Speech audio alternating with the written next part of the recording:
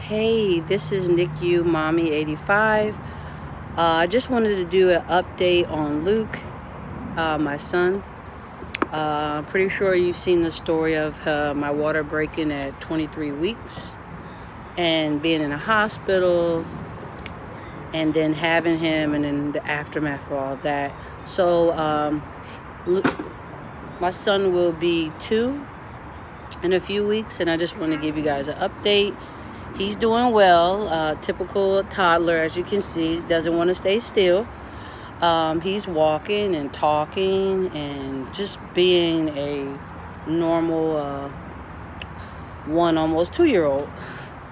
And I just wanted to give you guys, I just want to give you guys a word of encouragement. No matter what happens, when the doctors say your water broke and these are the percentages, just keep your faith, believe in God, and don't forget, stay positive, keep positive people around you, listen to positive music, and don't allow any negative thoughts to get in your head, because it really will speed up your labor. And the whole goal is to try to keep the baby in as long as you can once your water breaks. So for me, I was able to do it because I had really nice nurses. I had a lot of people praying for me. I kept my faith. Even on my days I would feel sad, I would just play gospel music.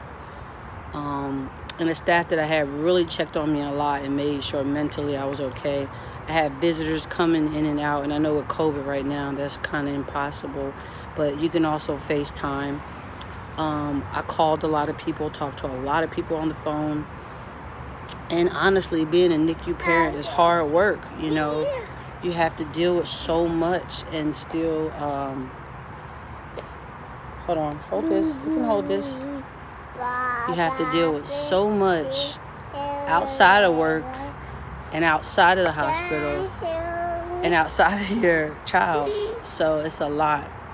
And my rule was never to let them see me cry in that NICU when I would come in there.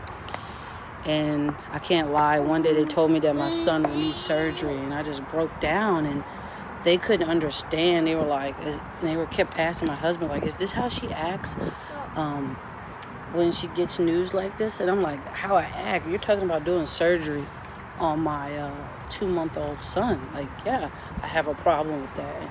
And yeah, I should be upset. So anyway, he just dumped down, sorry. I should be upset. So I finally did break down. I went outside, and the nurse was like, is it because of me? Is it because of something I said? I'm like, no, it's not because of anything you said. It's just that I don't want him to have to get surgery. I was really believing that he wouldn't need it. So he ended up getting surgery. He's doing fine now. They just had to put in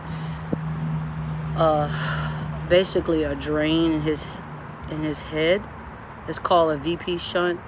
And basically, whenever you have a preemie, there's a chance of a brain bleed, because the ventricles in the brain are so thin that the chance of them, being damaged is high. And his was one of the cases that did. So they had to put in a drain that basically drains the cerebral fluid for him.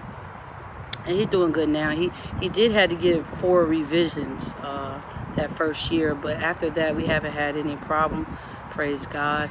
And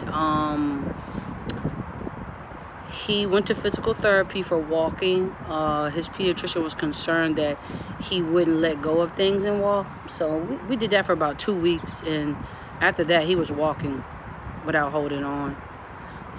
And then the pediatrician wanted his speech to be more elevated, so we signed him up for speech therapy. He's doing really well. I mean, he was talking before we went there, and now it's just fantastic.